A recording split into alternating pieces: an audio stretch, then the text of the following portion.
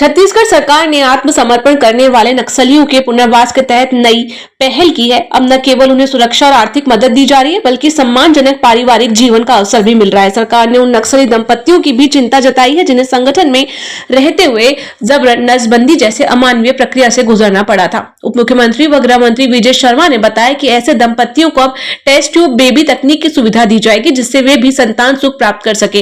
ये सुविधा पुनर्वास केंद्रों में ही उपलब्ध कराई जाएगी। हमारे प्रावधानों में है, रिहेबिलिटेशन पॉलिसी में है कि बहन कोई है और कोई ऐसे व्यक्ति हैं जिनको नसबंदी कराई जाती है, परंतु अब वो मुख्यधारा में आने के बाद, पुनर्वास करने के बाद माँ और पिता बनना चाहते हैं तो टेस्ट ट्यूब बेबी तक भी उनका असिस्टेंस दिया जाएगा, सरकार के द्वारा दिया जाएगा।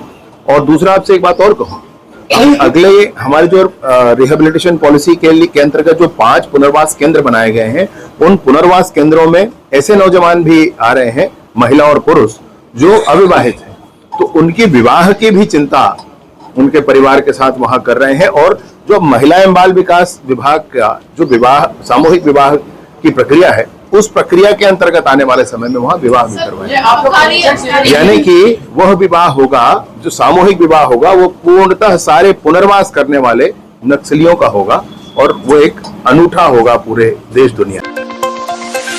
बारिश के मौसम में भी एंटी नक्सल ऑपरेशन जारी रखने को लेकर प्रदेश के उप मुख्यमंत्री विजय शर्मा ने कहा कि मानसून के दौरान जवानों को नक्सल विरोधी अभियानों में कई चुनौतियों का सामना करना पड़ता है। इन परिस्थितियों से निपटने के लिए जवानों को हैदराबाद में विशेष प्रशिक्षण दिया जा रहा है। उन्होंने कहा कि हमारे जवानों का साहस और संकल्प इतना मजबूत है कि तमाम चुनौतियां उनके हौसले के सामने फीकी पड़ जाती है। बारिश के मौसम में काफी मुश्किलें सर्च ऑपरेशन में आती है, परंतु मैं देखता ये हूं कि जवानों के हौसलों के सामने सब कुछ फीका पड़ रहा है। जवानों के हौसले के सामने सब कुछ छोटा पड़ रहा है। जवान बस्तर में उन्नति का मार्ग प्रशस्त करने प्रतिबद्ध है। विभिन्न प्रक्रियाओं को करके ये सुनिश्चित किया गया है कि ये ऑपरेशंस जारी रहें। बारिश में भी ऑपरेशन न कम होंगे न रुकेंगे। राजधानी रायपुर के विभिन्न थाना क्षेत्रों में 1.5 दर्जन से अधिक चोरियों को अंजाम देने वाले कुख्यात देवार गिरोह का पर्दाफाश हुआ है। एंटी क्राइम और साइबर यूनिट तथा मुसगहन थाना पुलिस की संयुक्त कार्रवाई में 5 आरोपी और एक खरीदार सहित कुल 6 लोगों को गिरफ्तार किया गया है। पुलिस ने आरोपियों के पास से 26.50 तोला सोना, 1.6 किलो चांदी, 5 मोबाइल, 5 दोपहिया वाहन और अन्य सामान जब्त किया है, जिसकी कुल कीमत करीब 30 लाख रुपए आंकी गई है। चोरी की गई ज्वेलरी और सोनार सुरेश सोनझरा को बेची जा रही थी, जिसे भी गिरफ्तार किया गया है। आरोपियों ने मुसगहन, अभनपुर विधानसभा, पंडरी, खमारडी और डीडी नगर थाना क्षेत्रों के सूने मकानों को निशाना बनाया था। पुलिस ने अब तक 18 मामलों में गिरोह की संलिप्तता की पुष्टि की है। गिरोह का मास्टरमाइंड भूपेंद्र साहू और करण ध्रुव बताया गया है। 18 चोरी के प्रकरणों में 6 आरोपियों को गिरफ्तार करते हुए उनके कब्जे से 26 तोला सोना और 1 किलोग्राम चांदी बरामद करने में पुलिस को सफलता प्राप्त हुई है। इस संबंध में विगत कुछ समय से यहाँ के ग्रामीण थाना क्षेत्र, विशेष तौर पर के थाना मुसगहन, थाना अभनपुर, विधानसभा, खम्हारडी, पंडरी, डीडी नगर के आउटर इलाका, इन इलाके में अलग अलग घटना समय पर कुल 18 चोरी के अपराध घटित हुए थे, जिनको खुलासा करने में पुलिस को सफलता प्राप्त हुई है। इस 18 जो अपराध घटित हुए थे, इसमें लगातार अपराध होने के कारण से एसीपीओ की टीम और संबंधित थाना की टीम और उनके वरिष्ठ अधिकारी को चोरी के खुलासे के लिए लगातार काम करने के लिए लगाया गया था। और इनको जब सभी के घटनास्थल का निरीक्षण किया गया और उसके आसपास के कुछ सीसीटीवी फुटेज को देखे गए, उसको घटनास्थल निरीक्षण करने पर लगभग एक जैसा पैटर्न पाया गया, जिस पर से अंदाजा लगाया गया कि ये सभी किसी एक गिरोह के द्वारा ही घटित किया गया है। इस आधार पर आसपास के पूरा सीसीटीवी फुटेज को कलेक्ट किया गया और इसके अतिरिक्त वहाँ के जो हम लोगों का टेक्निकल पार्ट है उसकी भी एनालिसिस की गई। इस आधार पर एक गिरोह जो देवार गिरोह के नाम पर है, जिसमें से कुछ के विरुद्ध में पूर्व के अपराध हैं, उस गिरोह पर अपना शक जाहिर हुआ और इस आधार पर इनको लगातार ट्रेस करते हुए जो अपने ठिकाने पर या कुछ अपने ठिकानों से बाहर थे उनको गिरफ्तार करने में सफलता प्राप्त हुई। इनको जब इसमें तमली से पूछताछ किया गया तो सिलसिलेवार इनके द्वारा पूरे 18 चोरी को इनके द्वारा स्वीकार किया गया है। पुलिस को अंदेशा है कि इसके अतिरिक्त भी और कुछ चोरी उनके द्वारा घटित किए गए होंगे। इस आधार पर कुछ आरोपियों के प्रमुख आरोपियों का भी पुलिस रिमांड ली जाएगी और आगे कुछ और चोरियों के खुलासे संभावित हैं। जो अभी जो चोरी के घटनाएं हैं जिनका खुलासा किया जा रहा है उसमें थाना मुजगहन के 9 प्रकरण, अभनपुर के 4 प्रकरण, विधानसभा के 2 प्रकरण, खम्हारडीह का 1 प्रकरण, पंडरी का 1 प्रकरण, डीडी नगर का 1 प्रकरण, इसके अतिरिक्त कुछ और खुलासे होने की संभावना है। इस पूरे प्रकरण में एससीसीयू की कंप्लीट टीम के द्वारा लगातार काम करते हुए इसमें चोरी के पूरे मकसूद का और उसके अतिरिक्त 5 मोबाइल फोन, 2 मोटरसाइकिल, 5 दोपहिया वाहन, जिसमें से 1 नग दोपहिया वाहन इनके द्वारा जो चोरी किया हुआ जो रकम था उससे खरीदा गया था आरोपियों के द्वारा, और अन्य 4 उनके पूर्व से खरीदे हुए जिनको घटना घटित करने में उपयोग किया गया है, इन सभी को जब्ती की गई है। जो 5 जो आरोपी जो जब्त किए गिरफ्तार किए हैं उस 5 आरोपी में से आरोपी भूपेंद्र साहू, करण ध्रुव, शुभंकर पटेल, इनके पूर्व के भी चोरी के प्रकरणों में अपराध पंजीबद्ध हुए हैं, चालानी कार्रवाई की गई। उसमें से एक अन्य आरोपी जो रवि नेताम है, इसके मारपीट के घटना में पूर्व में जेल में नियुक्त रहा है। रायपुर के खरोरा इलाके की एक मशरूम फैक्ट्री में सैकड़ों मजदूरों को बंधक बनाकर महीनों से काम कराने का मामला सामने आया है।